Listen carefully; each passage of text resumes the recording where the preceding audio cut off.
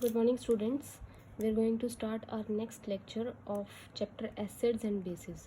अब पिछले लेक्चर में हमने 3 कंसेप्ट स्टडी किए थे, Arrhenius concept, Bronsted Lowry concept and Lewis concept. Arrhenius concept के अकॉर्डिंग जो एसिड्स थे वो क्या थे?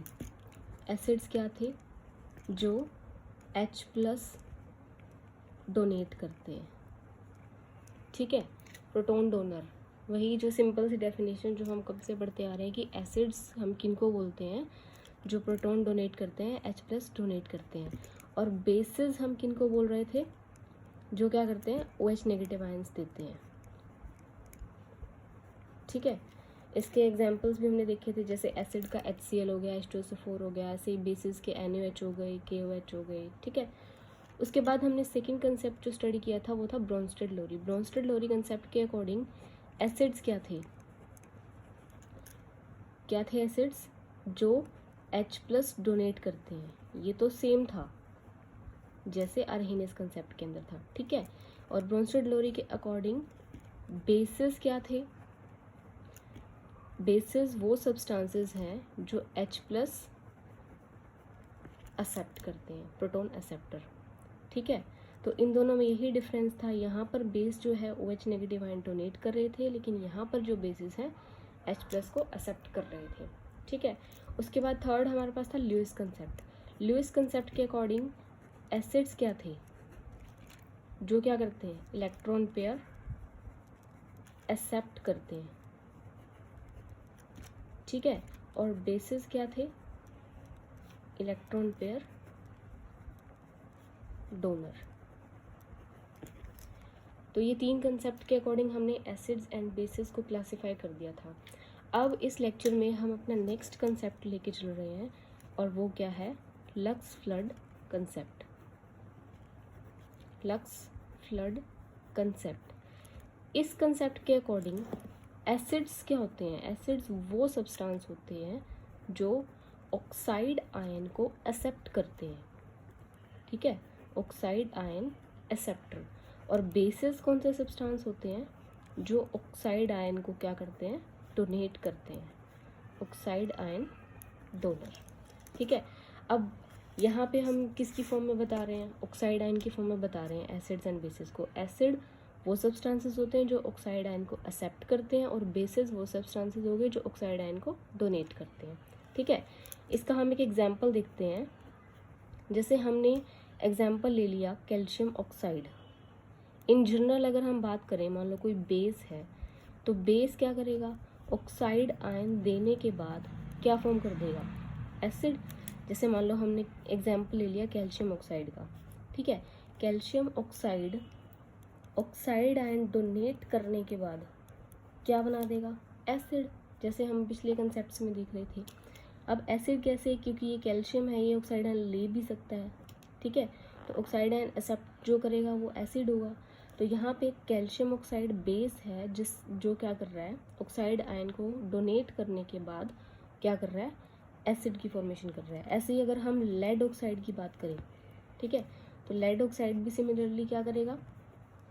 ऑक्साइड आयन को डोनेट करेगा। तो जो डोनेट कर रहे हैं वो किसके एग्जाम्पल हो गए? बेसिस के, ठीक है। ऐसे ही हम एसिड के लिए एग्जाम्पल लेते हैं। अब एसिड क्या है? ऑक्साइड आयन को एक्सेप्ट कर रहा है, ठीक है। एक्सेप्ट कर रहा है तो एक्सेप्ट करने के बाद क्या बना देगा? बेस। कैसे?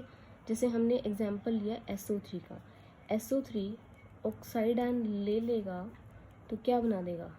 SO4 2-।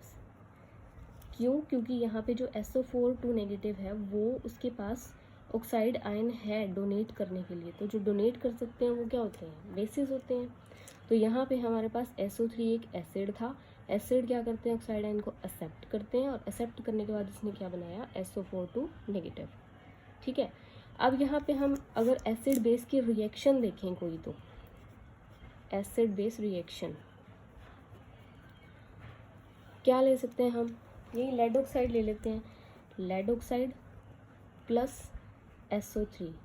लेड ऑक्साइड क्या था? एक बेस, और SO3 हमारे पास क्या है? एसिड। तो इन दोनों को रिएक्ट करवाएंगे तो क्या बन जाएगा? सॉल्ट, लेड सल्फेट, ठीक है। यहाँ पे अब ये क्या हो गया? बेस, और ये क्या हो गया? एसिड। क्योंकि ये क्या कर रहा है, इस ऑक्साइड आयन को एक्सेप्ट कर रहा है और ये यहाँ पे क्या कर रहा है, डोनेट कर रहा है। सिमिलरली हमने CO2 का एग्जाम्पल ले लिया और साथ में ले लिया बेरियम ऑक्साइड।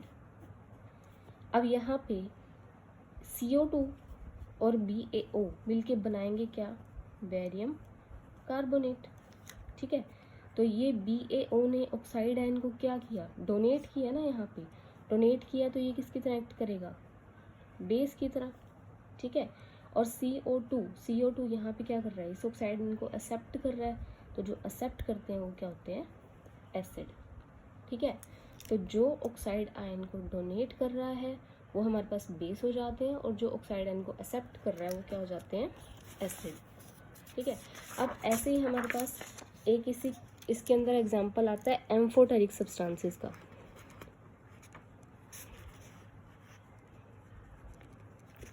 Amphoteric substances. अब एम्फोटेरिक आप लोगों ने नाम सुना हुआ है। एम्फोटेरिक सब्सटेंसेस क्या होते हैं, वो सब्सटेंसेस जो ऑक्साइड आयन को एक्सेप्ट भी कर सकते हैं और डोनेट भी कर सकते हैं। ठीक है, जैसे यहाँ पे देखो, substances which can donate as well as accept oxide ion, वो क्या हो जाते हैं हमारे पास, एम्फोटेरिक सब्सटेंसेस। अब एम्फोटेरिक सब्सटेंसेस का एग्जाम्पल हम एक लेते हैं, यहाँ पे क्या है, जिंक ऑक्साइड हम ले रहे हैं। ठीक है, जिंक ऑक्साइड क्या है, एक एम्फोटेरिक सब्सटेंस है। अब जिंक ऑक्साइड आयन को लूज भी कर सकता है, तो जिंक ऑक्साइड आयन को लूज करने के बाद क्या बना देता है, zinc ion, Zn+2 plus O2 negative. ठीक है, और यही जिंक ऑक्साइड आयन को एक्सेप्ट भी कर सकता है। एक्सेप्ट करने के बाद ये क्या बनाता है, जिंकेट आयन। ठीक है, इसको हम क्या बोलते हैं, जिंकेट आयन। अब इन दोनों को हम एक एग्जांपल से बता सकते हैं। जैसे मान लो अब कोई एग्जांपल हम ले रहे हैं, इसके अंदर हम क्या कर रहे हैं, जैसे जिंक ऑक्साइड है, वो इसको जब हम रिएक्ट करवा रहे हैं S2O7 के साथ। ठीक है, यहाँ पे क्या हो रहा है, जिंक +2 प्लस 2SO4 2 नेगेटिव, ये बन रहा है।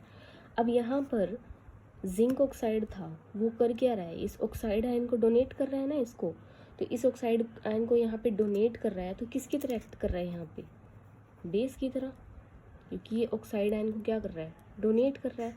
ऐसे अगर हम एक और एग्जांपल लें जिसमें हमने जिंक ऑक्साइड को किससे रिएक्ट करवाया, Na2O। अब यहाँ पे जो प्रोडक्ट बना वो क्या बना, अब ये जो यहाँ पे बना ये क्या होता है, जिंकेट आयन। और जिंकेट आयन कब बनता है, जब जिंक ऑक्साइड आयन को एक्सेप्ट करता है।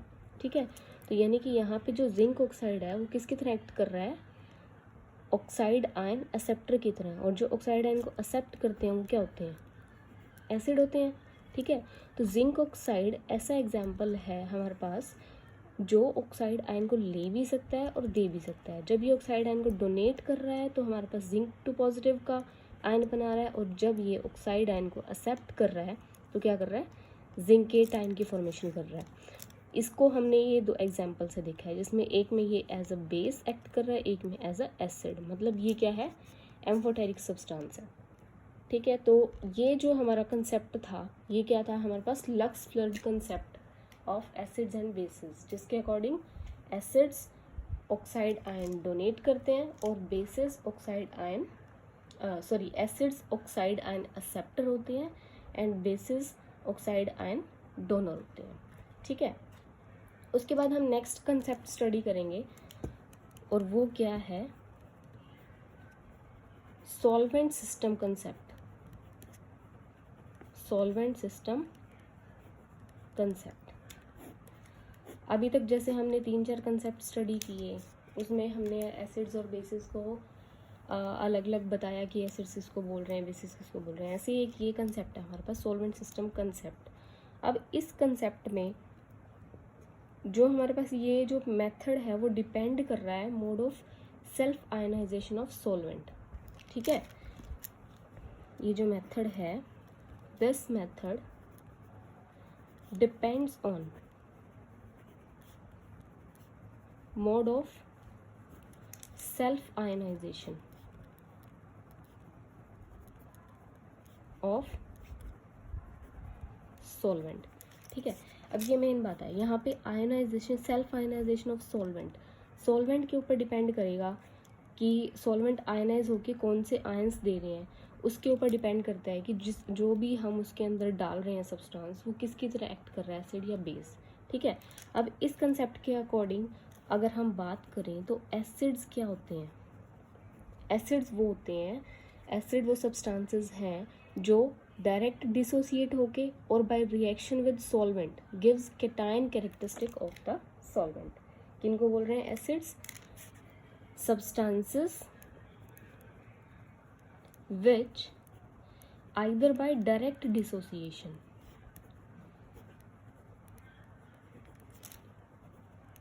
or which either by direct dissociation or by reaction with solvent, या तो खुद डिसोसिएट होके या सॉल्वेंट के साथ रिएक्ट करके गिव्स केटायन कैरेक्टरिस्टिक। ये यहाँ मेन पॉइंट है, केटायन कैरेक्टरिस्टिक ऑफ सॉल्वेंट। इसको एग्जाम्पल से देखेंगे तो ज़्यादा समझ में आएगा, बट फिलहाल यहाँ पे आपको एक चीज़ नोट करनी है कि एसिड्स कौन से सब्सटेंसेस हैं जो या तो खुद डिसोसिएट होके या सॉल्वेंट के साथ रिएक्ट करके केटायन कैरेक्टरिस्टिक दे रहे हैं। ठीक है, ऐसे ही बेसिस कौन से सब्सटेंस होते हैं जो या तो खुद डिसोसिएट होके substances which either by direct dissociation और by reaction with solvent gives anion characteristic. ये मेन पॉइंट है, एनायन कैरेक्टरिस्टिक ऑफ सॉल्वेंट, जो एनायन कैरेक्टरिस्टिक देते हैं। ठीक है, तो जो एनायन कैरेक्टरिस्टिक देते हैं वो बेसिस हो गए, जो कैटायन कैरेक्टरिस्टिक देते हैं वो एसिड हो गए। अब इसको हम एक एग्जांपल से समझते हैं। ठीक है, जैसे हमने एक सॉल्वेंट ले लिया, वाटर। वाटर हम लोगों को पता है एक बहुत अच्छा सॉल्वेंट है। वाटर डिसोसिएट किस में होता है? किस में डिसोसिएट होता है? H positive and OH negative ions में। ठीक है, या अगर हम ऐसे दिखाएं तो H3O positive plus OH negative. अब ये हमारे पास क्या हो गया? सॉल्वेंट। ठीक है, इसमें चाहे H2O ले लो, H प्लस या OH नेगेटिव में डिसोसिएट होगा, या हमने इसके दो मॉलिक्यूल लिए तो इसको हम H3O पॉजिटिव की फॉर्म में दिखा सकते हैं। ठीक है, अब ये तो क्या हो गई? केटायन, और ये क्या हो गए? एनायन। ठीक है, तो ये केटायन और ये एनायन, केटायन कैरेक्टरिस्टिक शो करेंगे अगर ये वाले आयंस प्रेजेंट हैं, एनायन कैरेक्टरिस्टिक शो करेंगे अगर ये वाले आयंस प्रेजेंट है सॉल्यूशन के अंदर। ठीक है, अब जैसे मान लो हमने ये वाटर लिया, वाटर हमने बता दिया कि भाई इसके अंदर डिसोसिएट हो रहा है इन आयंस के अंदर। ठीक है, अब हम क्या कर रहे हैं, इस वाटर के अंदर सपोज हमने क्या डाला? HCl। ठीक है, HCl को हमने वाटर में डाला, तो वाटर में HCl डिसोसिएट होके क्या फॉर्म करेगा? H3O positive plus Cl negative. ठीक है, तो HCl को जैसे ही वाटर में डाला तो ये आयंस की फॉर्मेशन हो गई, H3O positive and Cl negative. ठीक है, और H3O पॉजिटिव क्या है? केटायन है ना, केटायन कैरेक्टरिस्टिक को इंक्रीज कर रहा है। ठीक है, मतलब इसने क्या किया, वहाँ केटायंस की फॉर्मेशन की, केटायन कैरेक्टरिस्टिक इंक्रीज किया, तो जो केटायन कैरेक्टरिस्टिक को इंक्रीज करता है उसको हम क्या बोलते हैं? एसिड। ठीक है, ऐसे एक और एग्जांपल लेते हैं, जैसे मान लो हमने ले लिया NH3। अब NH3 को हमने वाटर में डाला। ठीक है, तो ये NH3 क्या करेगा? ऑब्वियस सी बात है, H प्लस लेगा, H प्लस लेगा तो क्या बना देगा? Ammonium ion plus OH negative.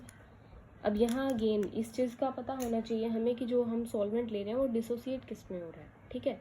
तो H2 हम लेके चल रहे थे, H+ और OH नेगेटिव में डिसोसिएट हो रहा था, ठीक है। तो यहाँ पे HCl क्या हो गया, स्ट्रॉन्ग एसिड। एसिड ने क्या किया, H+ आयन डोनेट कर दिया, जिसको किसने ले लिया, H2O ने। H2O ने क्या बना दिया, H3O पॉजिटिव आयन और Cl नेगेटिव। अब ये था कैटायन, कैटायन कैरेक्टरिस्टिक इंक्रीज हुआ सॉल्वेंट का, तो ये हमने क्या बोला कि एसिड है। ऐसे ही अगर हम लेते हैं इसकी जगह NH3 को वाटर में डाल रहे हैं, तो NH3 क्या करेगा, यहाँ से H+ आयन एक्सेप्ट कर लेगा ना, एक्सेप्ट कर लेगा तो ये क्या बनाएगा, अमोनियम आयन, और पीछे क्या रह जाएगा, OH नेगेटिव।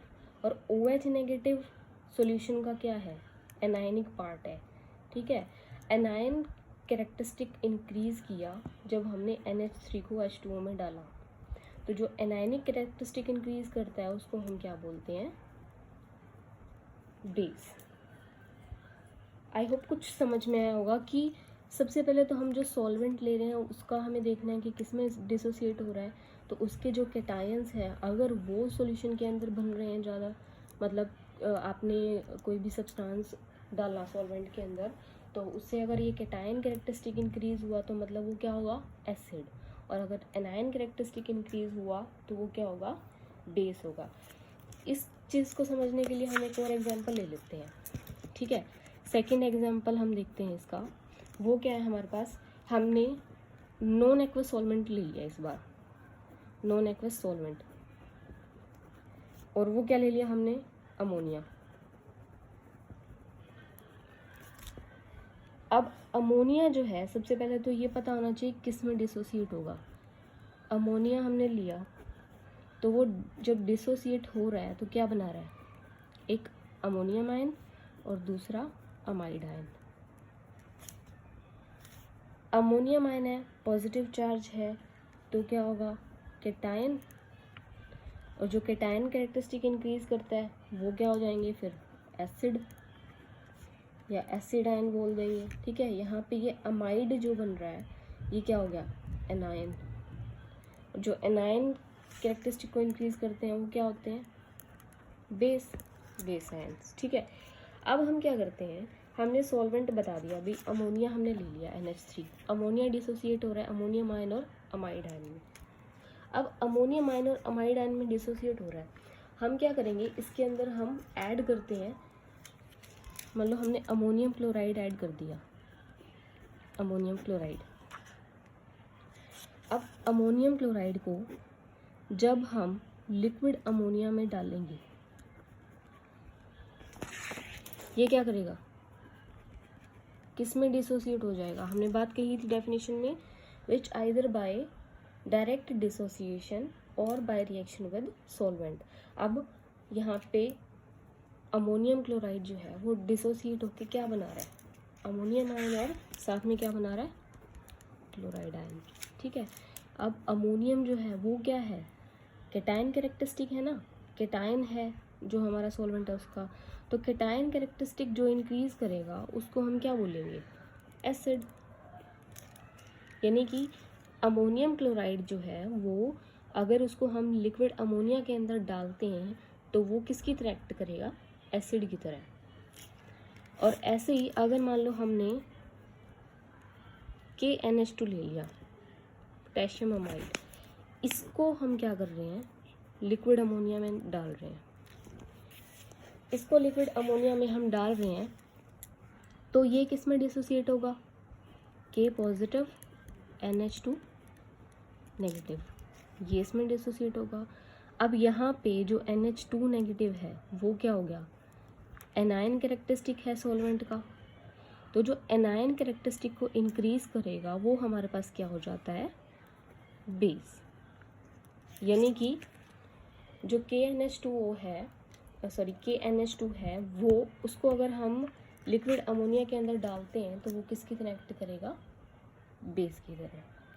तो डिपेंड कर रहा है सॉल्वेंट के ऊपर कि उसका कैटायन कौन सा है और एनायन कौन सा है। तो जो कैटायन कैरेक्टरिस्टिक को इंक्रीज कर रहा है वो हो गया हमारे पास एसिड, जो एनायन कैरेक्टरिस्टिक को इंक्रीज कर रहा है वो हमारे पास क्या हो गया, बेस, ठीक है। इसको समझने के लिए हम एक आधा और हम इसका एग्जांपल ले सकते हैं। जैसे मान लो कि हमने ले लिया SO2, ठीक है, SO2 एक सॉल्वेंट ले लिया हमने। या अगर हम सिंपल बात करें एसिटिक एसिड की अगर हम बात करते हैं तो एसिटिक एसिड हमें पता है कि क्या होता है, एसिड, ये तो सबको पता है। अब एसिटिक एसिड ले रहे हैं, वो क्या होता है, एक वीक एसिड। तो अगर हम इसको अलग अलग सॉल्वेंट में डालें तो ये भी किसकी तरह एक्ट करता है, एसिड की तरह या बेस की तरह, दोनों। कैसे, acetic acid behave as an acid in water. अब इसको अगर हम वाटर में डाल रहे हैं CH3COOH, ठीक है, इसको हमने जब वाटर में डाला तो हमारे पास क्या आयंस बने, H3O पॉजिटिव, CH3COO नेगेटिव, ठीक है, हमारे पास ये आयंस बन रहा है। अब एसिटिक एसिड, वैसे जनरली हमें पता है कि एसिटिक एसिड एक वीक एसिड है, लेकिन जब इस एसिड को हम वाटर के अंदर डाल रहे हैं तो हमारे पास क्या हो रहा है, एसिटिक एसिड किस में डिसोसिएट हो रहा है, H3O पॉजिटिव और CH3CO नेगेटिव। अब वाटर का हमें अच्छे से पता है कि ये क्या होता है, कैटायन कैरेक्टरिस्टिक। तो जो कैटायन कैरेक्टरिस्टिक को इंक्रीज कर रहा है वो क्या होगा, एसिड। यानी कि एसिटिक एसिड जब वाटर में डाला तो किसकी तरह एक्ट कर रहा है, एसिड की तरह। अब इसी एसिटिक एसिड को जब हम सल्फ्यूरिक एसिड के अंदर डालते हैं, ठीक है, वैसे भी जनरली अगर हम बात करें तो सल्फ्यूरिक एसिड स्ट्रॉन्ग एसिड है, उसमें अगर साथ में कोई वीक एसिड आएगा तो बेस की तरह एक्ट करेगा। और वैसे भी हम बता सकते हैं कि जैसे सल्फ्यूरिक एसिड है H2SO4 किस में डिसोसिएट होगा, H3SO4 एंड HSO4 नेगेटिव, ठीक है। तो H2SO4 है, H2SO4 किस में डिसोसिएट होगा, H3SO4, यानी कि एक H2SO4 के मॉलिक्यूल ने H+ दे दिया और दूसरे ने वो H+ ले लिया।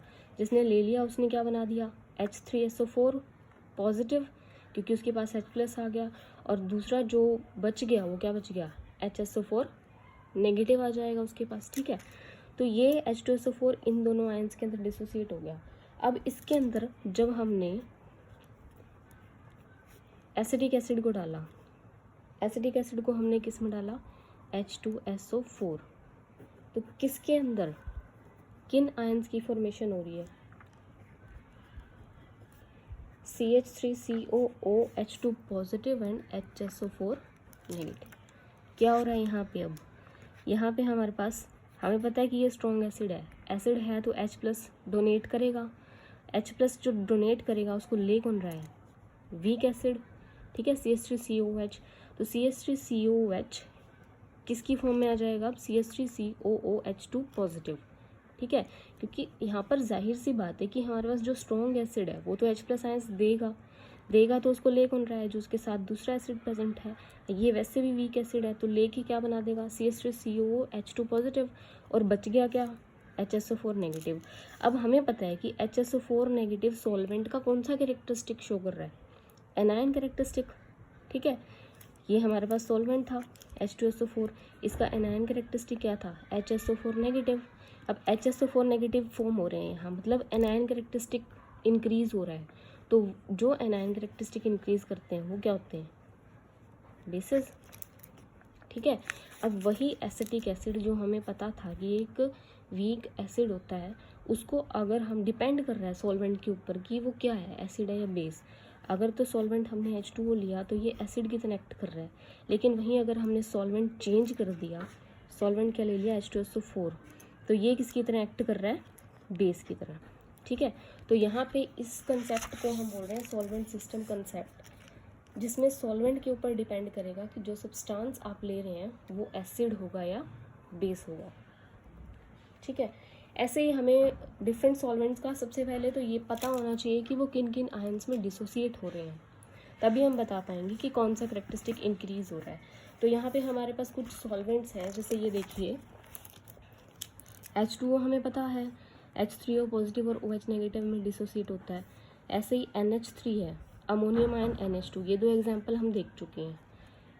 एसिटिक एसिड है, तो एसिटिक एसिड किस में डिसोसिएट हो रहा है, CH3COOH2 पॉजिटिव और CH3COO नेगेटिव, इन आयंस में डिसोसिएट हो रहा है। ऐसे ही SO2 इसका भी एग्जांपल हम ले चुके हैं। ये किस में डिसोसिएट होता है? SO2 पॉजिटिव और SO3 नेगेटिव। सिमिलरली H2SO4 भी अभी हमने देखा है, H3SO4 positive and HSO4 negative. N2O4 किस में डिसोसिएट हो रहा है?